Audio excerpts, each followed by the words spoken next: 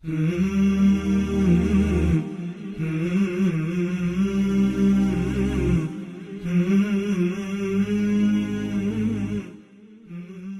علیکم ورحمۃ اللہ وبرکاتہ۔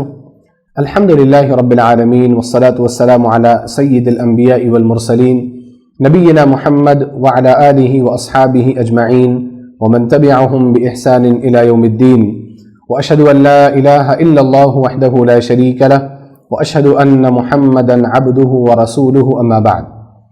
محترم ناظرین اور ناظرات، دوے آف سلفیہ کی جانب سے پیش کیے جا رہے اس پروگرام جس کا عنوان ہے رمضان اور روزوں کے بعد اہم مسائل، اس کا یہ آخری ایپیسوڈ ہے۔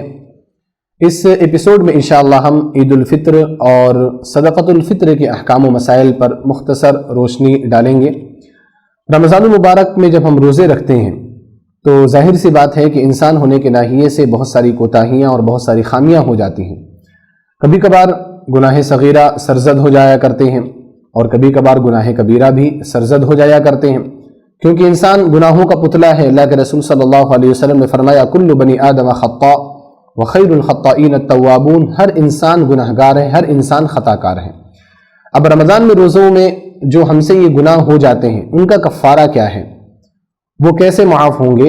تو اللہ سبحانہ و تعالیٰ کا بے شمار کرم ہے ہمارے اوپر، اور اللہ کا آپ جتنا بھی شکر ادا کریں کم ہے کہ اللہ سبحانہ و تعالیٰ نے صدقۃ الفطر کی شکل میں ہمارے لیے رمضان میں ہونے والی کوتاہیوں کا کفارہ عطا کیا ہے۔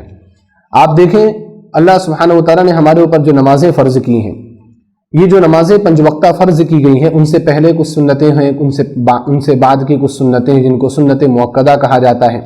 جیسے فجر سے پہلے ہم 2 سنت پڑھتے ہیں، ظہر سے پہلے 4، ظہر کے بعد 2، مغرب کے بعد 2، عشاء کے بعد 2، وتر کی نماز ہم پڑھتے ہیں۔ یہ سنت مؤکدہ جو ہے یہ 5 وقتہ نمازوں میں ہونے والی کوتاہیوں کا کفارہ دراصل ہے۔ ہم جب نماز پڑھتے ہیں تو خشوع خضوع کے ساتھ نماز پڑھنا مطلوب ہے، لیکن کبھی اس خشوع خضوع میں ہمارے کمی آ جاتی، تو اس کو پورا کیسے کیا جائے؟ یہ سنتوں کے ذریعے سے پورا کیا جاتا ہے۔ ٹھیک اسی طرح سے رمضان میں جب ہم روزے رکھتے ہیں تو روزوں کے درمیان ہونے والی کوتاہیوں کا کفارہ کس میں ہے؟ صدقۃ الفطر میں ہے۔ چنانچہ سنن ابو داؤد کی روایت ہے، حسن درجے کی روایت ہے، عبداللہ بن عباس رضی اللہ تعالی عنہما روایت کرتے ہیں، فرماتے ہیں فرض رسول اللہ صلی اللہ علیہ وسلم زکاۃ الفطر طہرۃ للصائم من اللغو والرفث وطعمۃ للمساکین، کہ اللہ کے رسول صلی اللہ علیہ وسلم نے صدقۃ الفطر کو 2 وجہوں کی بنا پر فرض کیا ہے۔ پہلی وجہ کیا ہے کہ طہرۃ للصائم من اللغو والرفث، یہ روزے دار کو ان تمام چیزوں سے پاک کرتی ہے جو اس سے غلط چیزیں دوران روزہ سرزد ہو جایا کرتی ہیں۔ مثال کے طور پر لغو، بیکار باتیں، فضول باتیں، والرفث، فحش باتیں، غلط کام، اس طرح کی جو غلطیاں ہو جاتی ہیں ان تمام غلطیوں سے روزے دار کو پاک کرنے کے لیے اللہ کے رسول صلی اللہ علیہ وسلم نے زکوٰۃ الفطر کو یا صدقۃ الفطر کو فرض کیا ہے۔ اور دوسری وجہ جو ہے وہ ہے طعمۃ للمساکین، کہ یہ مسکینوں کا کھانا ہے، کیونکہ عید کا دن جو آنے والا ہے وہ خوشی کا دن ہے۔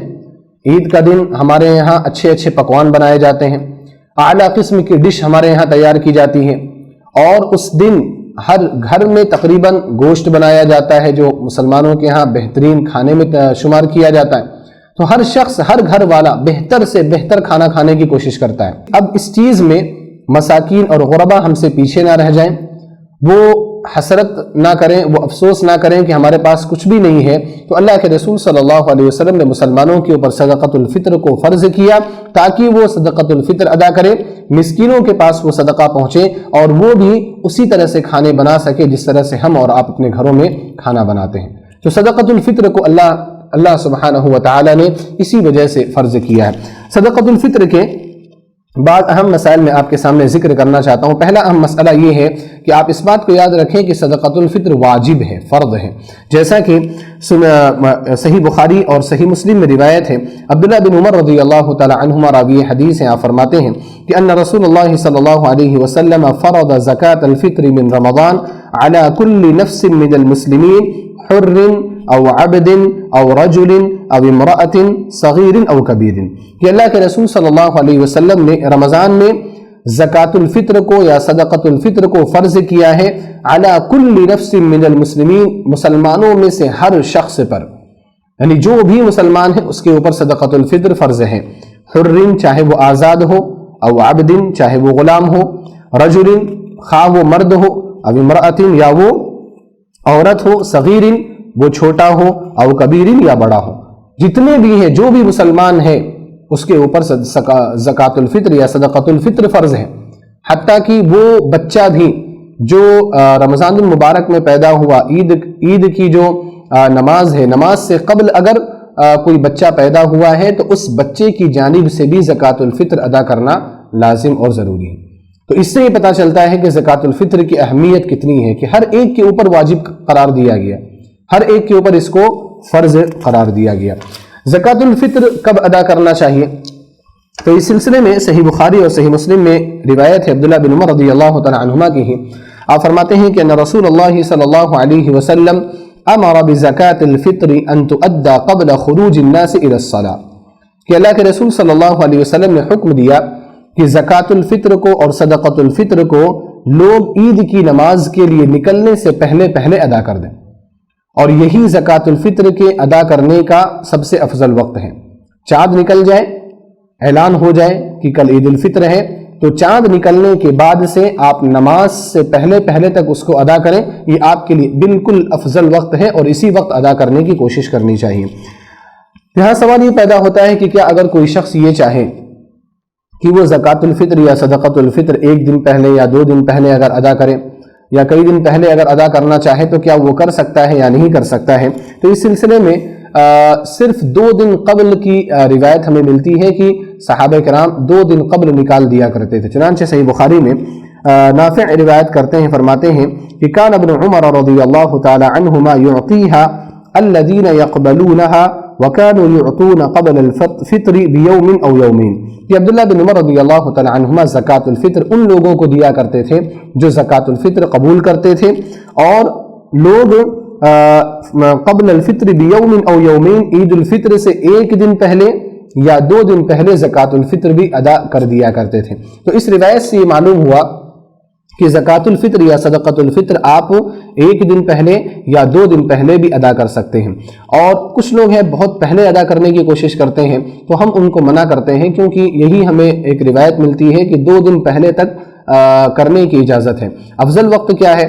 افضل یہی ہے کہ چاند نکل جائے، چاند نکلنے کے بعد عید کی نماز سے پہلے اس کو ادا کر دیا جائے. اب سوال یہ ہے کہ اگر کوئی شخص عید کی نماز کے بعد اس کو ادا کرتا ہے، عید کی نماز کے بعد اگر نکالتا ہے تو کیا اس کا صدقہ قبول ہو جائے گا؟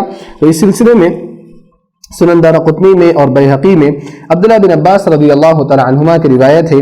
آپ فرماتے ہیں کہ نبی صلی اللہ علیہ وسلم نے فرمایا زکاة الفطر طہرۃ للصائم من اللغو والرفث وطعمۃ للمساکین، کہ زکاة الفطر جو ہے وہ روزے دار کو اس کے لغو اور فحش باتوں سے اس کے روزے کو پاک کرنے کے لیے ہے اور مسکینوں کے لیے کھانا ہے.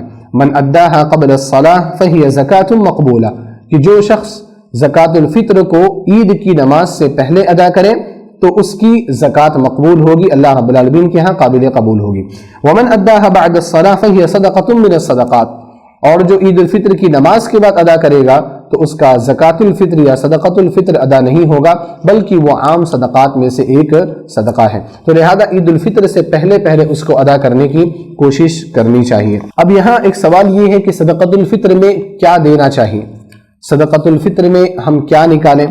تو اللہ کے رسول صلی اللہ علیہ وسلم نے فرمایا، بیہقی کی روایت ہے، عبداللہ بن عباس رضی اللہ تعالی عنہما ہی راوی ہیں، فرماتے ہیں کہ ادوا صاعا من طعام فی الفطر، کہ نبی علیہ السلام نے فرمایا کہ تم عید الفطر میں 1 صاع غلہ ادا کیا کرو. تو اللہ کے رسول صلی اللہ علیہ وسلم نے 1 صاع غلہ ادا کرنے کا حکم دیا. اور بعض روایات میں وضاحت ہے کہ صاع من تمر او صاع من شعیر، کہ 1 صاع کھجور، 1 صاع جو یا 1 صاع گیہوں، اس طرح کی جو چیزیں ہیں وہ آپ 1 صاع ادا کرو. تو صدقۃ الفطر میں ہمیں اناج دینا چاہیے، وہ چیزیں دینی چاہیے جو ہم کھاتے ہیں، وہ چیزیں دینی چاہیے جو لوگوں کی کیا ہے، خوراک ہیں. ہمارے ہاں ایک چلن عام ہو چکا ہے کہ صدقۃ الفطر میں لوگ نقد ادا کرتے ہیں. تو نقد ادا کرنا یعنی کیش میں لوگ صدقۃ الفطر ادا کرنے کی کوشش کرتے ہیں، تو کیا یہ جائز ہے یا جائز نہیں؟ تو دیکھیں بہتر طریقہ سب سے کس کا ہے؟ اللہ کے رسول صلی اللہ علیہ وسلم کا اور صحابہ کرام کا۔ آپ علیہ الصلوۃ والسلام نے خود فرمایا کہ وخیر الہدی ہدی محمد صلی اللہ علیہ وسلم، بہترین راستہ، بہترین طریقہ محمد صلی اللہ علیہ وسلم کا راستہ اور ان کا طریقہ ہے، اور صحابہ کرام رضوان اللہ تعالیٰ مجمعین کا بھی طریقہ سب سے بہتر طریقہ ہے۔ تو صحابہ کرام کی زندگیوں میں جب ہم دیکھتے ہیں تو صحابہ کرام غلہ ہی ادا کیا کرتے تھے، ان میں سے کوئی بھی کیش ادا نہیں کرتا تھا، نقد ادا نہیں کرتا تھا، حالانکہ ان کے زمانے میں بھی کیش کی ضرورت تھی، اس زمانے میں بھی دینار چلا کرتے تھے، درہم چلا کرتے تھے، اگر لوگ چاہتے تو دینار اور درہم میں بھی لوگ ادا کیا کر سکتے تھے، لیکن ان میں سے کوئی بھی کیش کی شکل میں اپنے صدقے کو ادا نہیں کرتا تھا، جس سے معلوم یہ ہوا کہ اناج کا دینا ہی سنت ہے اور یہی صحیح ہے اور یہی بہتر ہے۔ اب یہاں پر لوگ اپنے رائے سے اور اپنے ذہن اور اپنے عقل سے بہت ساری وجوہات تلاش کرنے کی کوشش کرتے ہیں، لیکن اللہ کے رسول صلی اللہ علیہ وسلم کے زمانے میں ہم دیکھیں گے کہ کیا وہ وجوہات پائی جاتی تھی یا نہیں پائی جاتی تھی۔ جیسا کہ آج کل یہ کہتے ہیں لوگ کہ غریبوں کے پاس تو غلہ ہی اکٹھا ہو جاتا ہے، تو جب غلہ اکٹھا ہو جائے گا تو بیچارہ دوسری چیزیں کیا لے گا؟ کپڑوں کی بھی ضرورت ہوتی ہے، کپڑے کے علاوہ اور بھی مختلف قسم کی چیزوں کی ضرورت ہوتی ہے، تو اگر ہم ان کو پیسے دیں گے تو وہ ان چیزوں کو آسانی سے خرید سکتے ہیں۔ اگر ہم پیسے نہیں دیں گے اور غلہ ہی سب ان کے پاس پہنچا دیں گے تو صرف ان کے یہاں چاول ہیں، وہ کیا بنائیں گے، کیا کھائیں گے؟ اس طرح کی رائے بھی لوگوں کی جانب سے آتی ہے۔ لیکن یہاں پر آپ دیکھیں یہ سوال کس کے سامنے اٹھایا جا رہا ہے؟ حدیث کے سامنے اٹھایا جا رہا ہے، صحابہ کرام کے عمل کے سامنے اٹھایا جا رہا ہے، کیونکہ میں نے جیسا کہ کہا کہ صحابہ کرام کے دور میں بھی دینار اور درہم موجود تھے، تو کیا یہ وجہ ان کے یہاں نہیں تھی؟ کیا یہ بات ان کے ذہن میں نہیں آئی؟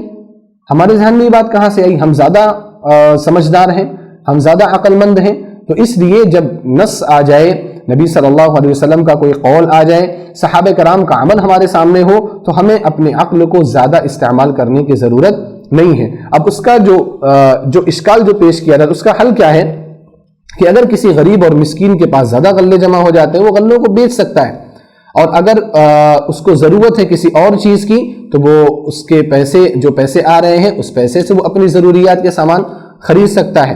اور یہاں پر جو اشکال یہ پیش کیا جاتا ہے نا کہ ایک گھر میں صرف چاول جمع ہو جائے گا، ایسا نہیں ہے میرے بھائی اور دوستو، بہت سارے لوگ ایسے ہیں جن کے گھروں میں عید کے دن بھی راشن نہیں ہوتا۔ ہم یہ سمجھ رہے ہوتے ہیں کہ غریبوں کے پاس صدقۃ الفطر پہنچ رہا ہے، ہر ایک کے پاس پہنچ رہا ہے، پہنچتا ہے، غربا کے پاس پہنچتا ہے، لیکن بہت سارے غریب ایسے رہ جاتے ہیں جن کے گھر میں عید کے دن بھی کھانے کی چیز مہیا نہیں ہوتی ہے۔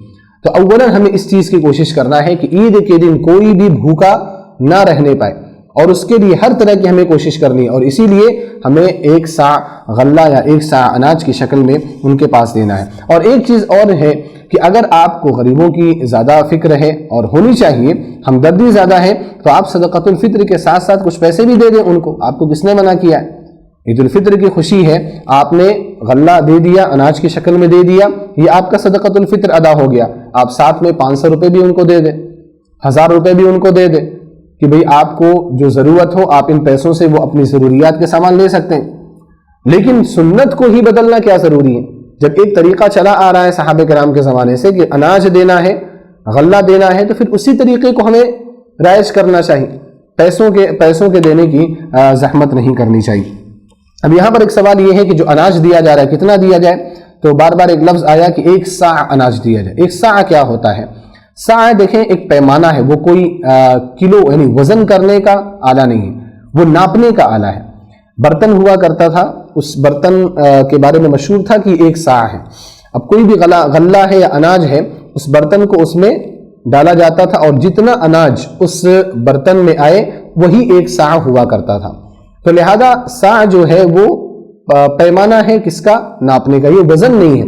اب ہمارے زمانے میں وہ سا موجود نہیں ہے، کچھ لوگوں کے پاس وہ سا ہوتا ہے، اگر جس کے پاس وہ سا ہے اس سا کے حساب سے وہ اگر اناج نکالتا ہے یا صدقہ نکالتا ہے تو بہتر ہے، لیکن اکثر و بیشتر لوگوں کے پاس وہ سا والا پیمانہ موجود نہیں ہے۔ تو اب کیا کریں ہم، کیسے ہم صدقۃ الفطر ادا کریں؟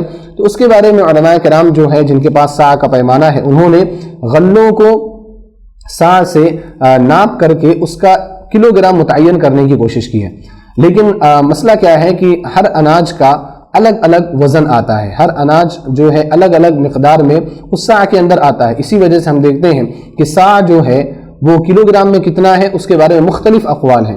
کچھ لوگ کہتے ہیں کہ 2 کلو، کچھ لوگ کہتے ہیں 2 کلو 200 گرام، کچھ لوگ کہتے ہیں 2 کلو 500 گرام، کچھ لوگ کہتے ہیں 2 کلو 700 گرام، کچھ لوگ کہتے ہیں 3 کلو، کچھ لوگ 3 کلو 100 گرام بھی کہا کرتے ہیں. تو اب ان تمام اقوال میں اگر ہم بہتر چیز تلاش کرنے کی کوشش کریں، احتیاطی جو پہلو ہے وہ یہ ہے کہ 3 کلو گرام اگر آپ 3 کلو ایک شخص کی جانب سے آپ ادا کرتے ہیں تو انشاءاللہ اللہ رب العالمین آپ کے اس صدقے کو قبول کرے گا. اور یہاں پر ایک رائے یہ ہے، مشورہ یہ ہے میری طرف سے کہ اگر آپ گھر کے افراد کی جانب سے صدقۃ الفطر ادا کرنا چاہتے ہیں تو مختلف اقسام کر دیجیے. عام طور پر لوگ کیا کرتے ہیں کہ چاول ادا کر رہے ہیں. مثال کے طور پر گھر میں اگر 10 افراد ہیں تو 10 افراد کی جانب سے 30 کلو چاول کسی غریب کو لا کر کے دے دیتے ہیں. ٹھیک ہے، یہ بھی جائز ہے اور انشاءاللہ آپ کا یہ صدقہ بھی قبول ہو جائے گا. لیکن اس چیز کو ذہن میں رکھتے ہوئے جو ابھی بات ہوئی کہ غریبوں کو اور بھی چیزوں کی ضرورت ہوتی ہے، تو اس کو ذہن میں اگر رکھتے ہوئے اگر آپ ایک پورا راشن کا کٹ اگر آپ تیار کریں تو وہ زیادہ بہتر ہے. مثال کے طور پر آپ کے گھر میں 10 افراد ہیں تو کچھ افراد کی جانب سے یعنی آپ چاول کر دیں، پھر دال بھی کر دیں. اس طرح سے آپ مختلف انواع و اقسام کی چیزیں کر دیں تاکہ مکمل راشن کی شکل ان کے یہاں ہو جائے. اور کچھ آپ اپنی طرف سے بھی اضافہ کر دیں، جیسا کہ میں نے کہا 500 اگر 1000 روپے اگر آپ ان کو دے دیتے ہیں تو غریبوں کے ساتھ یہ ہمدردی کا بہترین معاملہ ہوگا اور بہترین مثال ہوگی. تو اس طرح سے اگر آپ ادا کریں گے تو انشاءاللہ صدقۃ الفطر بھی آپ کا ادا ہو جائے گا اور غریبوں کے ساتھ حسن سلوک کرنے کا ہماری شریعت نے جو حکم دیا ہے انشاءاللہ ہم اس پر بھی عمل پیرا ہوں گے. تو یہ صدقۃ الفطر کے تعلق سے چند اہم باتیں تھیں. اب عید الفطر کے بعض احکام و مسائل میں آپ کے سامنے رکھنا چاہتا ہوں. اللہ رب العالمین نے ہم مسلمانوں کو 2 عیدیں دی ہیں، 2 خوشی کے ایام دیے ہیں. چنانچہ سنن ابو داؤد کی روایت ہے، حضرت انس رضی اللہ تعالیٰ عنہ بیان فرماتے ہیں قدم رسول اللہ صلی اللہ علیہ وسلم المدینہ، کہ اللہ کے رسول صلی اللہ علیہ وسلم مدینہ آئے. وَلَهُمْ يَوْمَانِ يَلْعَبُونَ فِيهِمَا، مدینہ جب آئے تو آپ نے دیکھا کہ مدینہ والوں کے یہاں 2 ایسے دن ہیں جن میں خاص وہ خوشیاں مناتے ہیں، کھیلتے کودتے ہیں، مزے کرتے ہیں. آپ صلی اللہ علیہ وسلم نے ان سے پوچھا ما هذان اليومان، یہ دن کون سے دن ہیں، کیوں آپ ان میں خوشیاں منایا کرتے ہو؟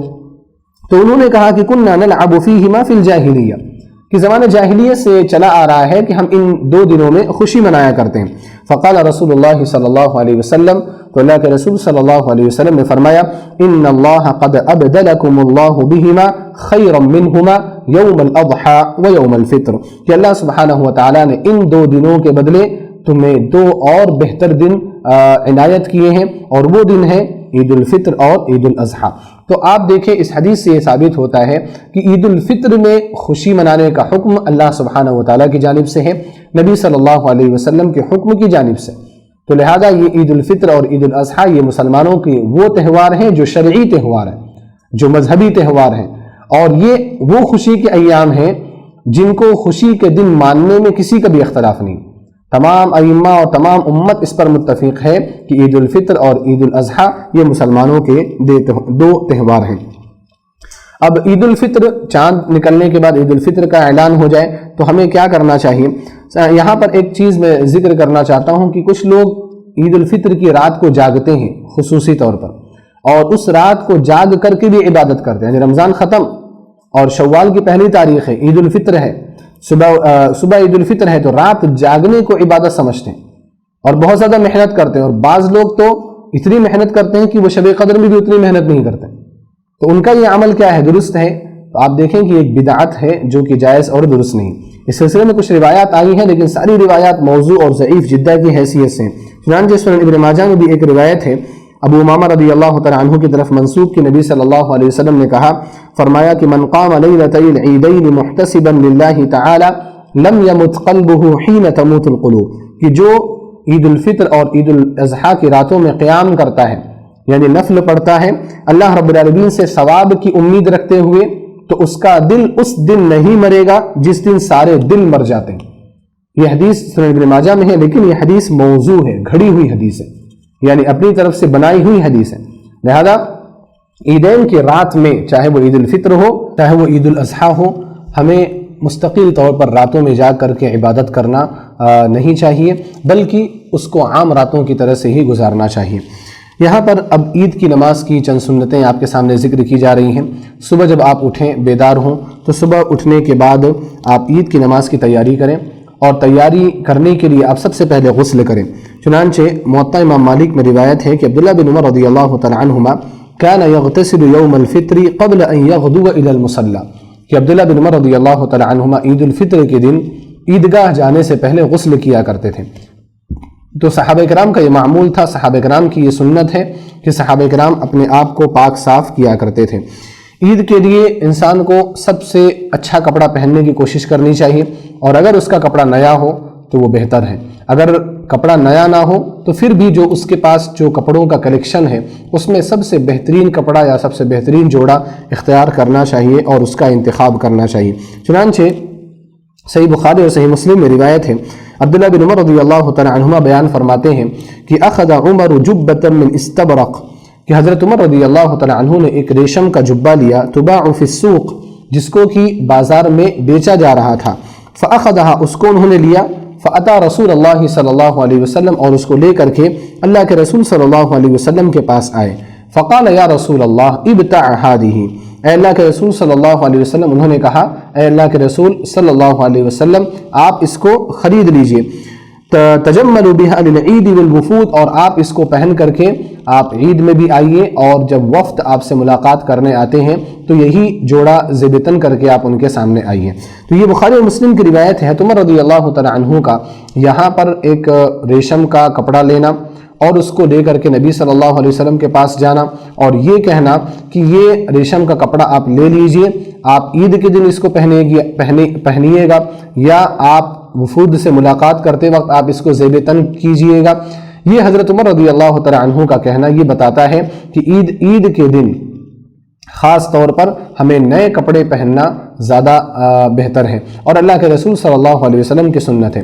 اور نبی علیہ السلام نے بہرحال ان کو منع کر دیا کیونکہ وہ ریشم کا کپڑا تھا، اور ریشم کا کپڑا جو ہے وہ مردوں کے لیے جائز نہیں ہے، لیکن آپ صلی اللہ علیہ وسلم نے اس بارے میں ان سے کچھ بھی نہیں کہا کہ عید کے لیے نیا کپڑا پہننے کی کیا ضرورت ہے۔ تو آپ علیہ السلام کی یہ خاموشی یا آپ کا یہ اقرار یا تقریر اس بات کو بتاتی ہے کہ عید میں نیا کپڑا پہننا ہم سب کے لیے مستحب ہے۔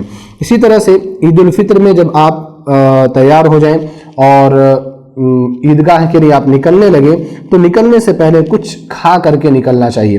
چنانچہ صحیح بخاری کی روایت ہے، حضرت انس بن مالک رضی اللہ تعالی عنہ روایت کرتے ہیں، فرماتے ہیں کان رسول اللہ صلی اللہ علیہ وسلم لا یغدو یوم الفطر حتی یأکل تمرات ویأکلہن وطرا، کہ اللہ کے رسول صلی اللہ علیہ وسلم عید الفطر کے دن صبح سویرے جب نکلتے تھے تو چند کھجوریں کھا کر کے آپ نکلا کرتے تھے، وَيَأْكُلُهُنَّ وِطْرًا، اور آپ کھجوروں کو طاق عدد میں کھایا کرتے تھے۔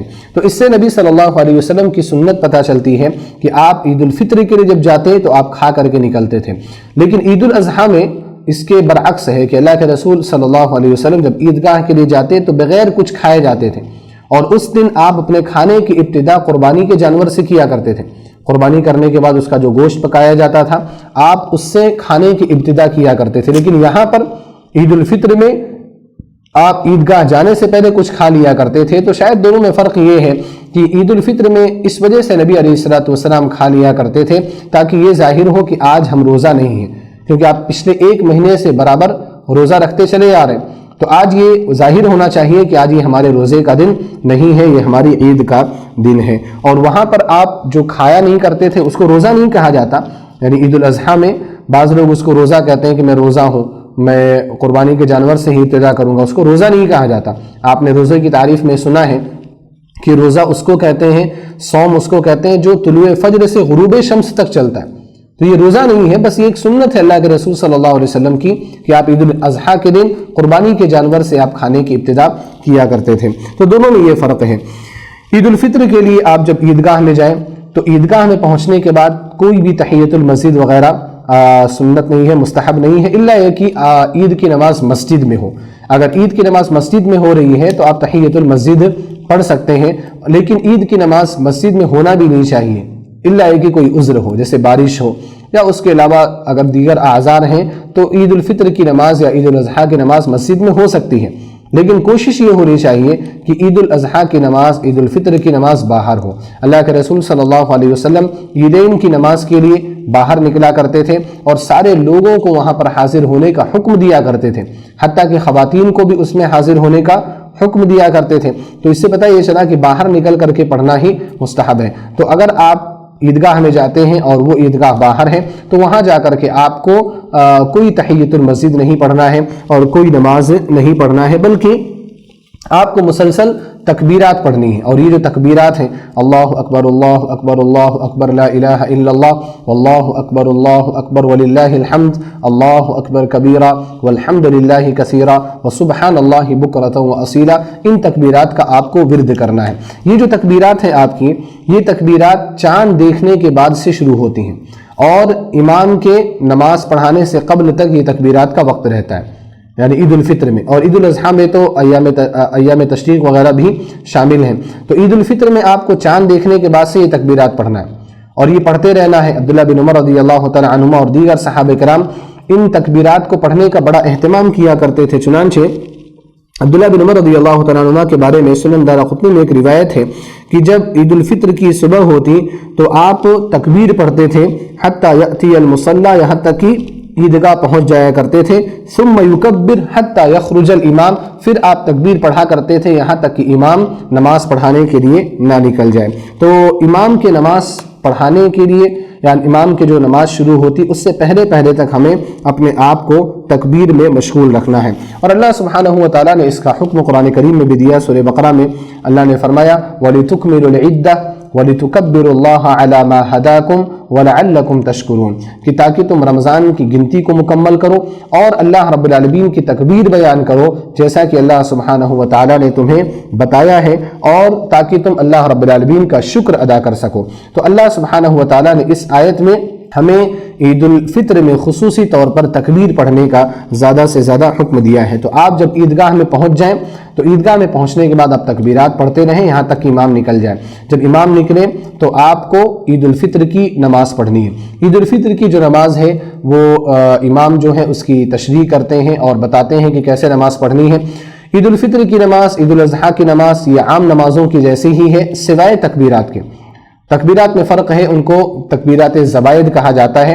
پہلی رکعت میں 7 زائد تکبیریں کہی جاتی ہیں اور دوسری رکعت میں 5 زائد تکبیریں کہی جاتی ہیں۔ 7 اور 5 12، یہ 12 زائد تکبیریں کہی جاتی ہیں عید الفطر میں اور عید الاضحیٰ میں۔ اور یہ تکبیریں کہنے کا طریقہ کیا ہے کہ آپ نماز شروع کریں، اللہ اکبر کہیں اور اس کے بعد آپ ثنا پڑھیں، اللہم باعد بینی و بین خطایایا سبحانک اللہم، یہ والے دو بھی ہے، آپ ثنا پڑھیں۔ ثنا پڑھنے کے بعد یہ 7 مرتبہ آپ تکبیر کہیں گے، اللہ اکبر اللہ اکبر۔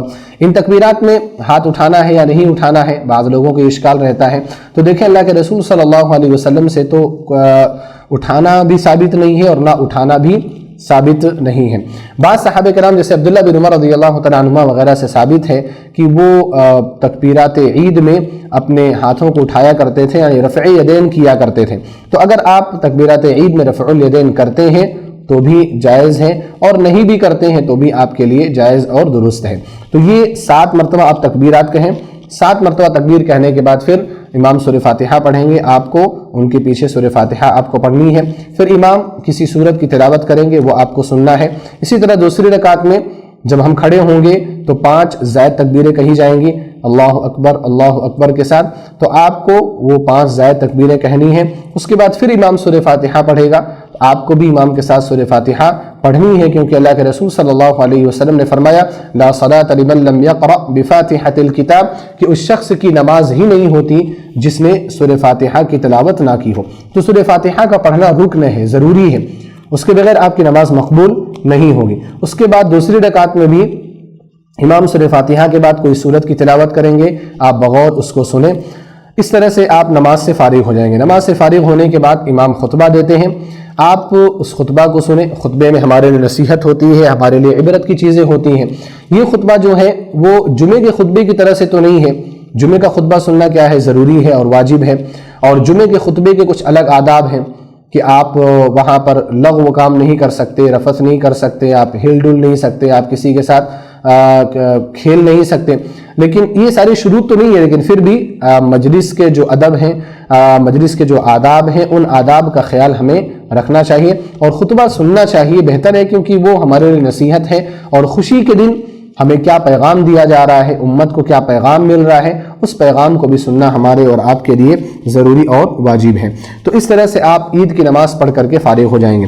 عید کی نماز پڑھنے کے بعد ہمارے یہاں مبارکبادیوں کا سلسلہ شروع ہوتا ہے، اور خوشی کا دن ہے، مبارکبادی دینی بھی چاہیے، صحابہ کرام میں مبارکبادی دیا کرتے تھے۔ چنانچہ جبیر ابن نفیر رحمہ اللہ فرماتے ہیں کہ کان اصحاب النبی صلی اللہ علیہ وسلم اذا التقوا یوم العید یقول بعضهم لبعض تقبل اللہ منا ومنک، کہ صحابہ کرام رضوان اللہ تعالی علیہم اجمعین جب عید کے دن ایک دوسرے سے ملاقات کرتے تھے تو ان میں سے ہر ایک دوسرے کو یہ دعا کرتے تھے، تقبل اللہ منا ومنک، اللہ رب العالمین آپ کی عبادت کو بھی قبول کریں اور میری بھی عبادت کو قبول کریں۔ تو ہم اور آپ جب بھی ملاقات کریں عید الاضحیٰ یا عید الفطر کے موقع پر، تو یہ دعا ہمیں ایک دوسرے کو دینی چاہیے، تقبل اللہ منا ومنکم۔ بعض لوگ صالح الاعمال کا بھی اضافہ کر دیتے ہیں، اس میں بھی کوئی حرج کی بات نہیں ہے، تقبل اللہ منا ومنکم صالح الاعمال، کہ اللہ رب العالمین ہمارے اور آپ کے نیک اعمال کو قبول کرے۔ تو یہ مبارکبادی کا طریقہ ہوتا تھا صحابہ کرام رضوان اللہ علیہم اجمعین کے ہاں۔ ہمارے یہاں مبارکبادی کے طریقوں میں سے ایک طریقہ گلے ملنا بھی ہے۔ تو اگر کوئی شخص گلے ملتا ہے اور اس کے ذریعے سے خوشی کا اظہار کیا جاتا ہے تو انشاءاللہ اس میں بھی کوئی حرج کی بات نہیں ہے، لیکن اس کو ایک عادت نہیں بنا دینی چاہیے کہ ایسا محسوس ہو کہ گلے ملنا ہی یہ عید کی مبارکبادی دینے کی علامت ہے۔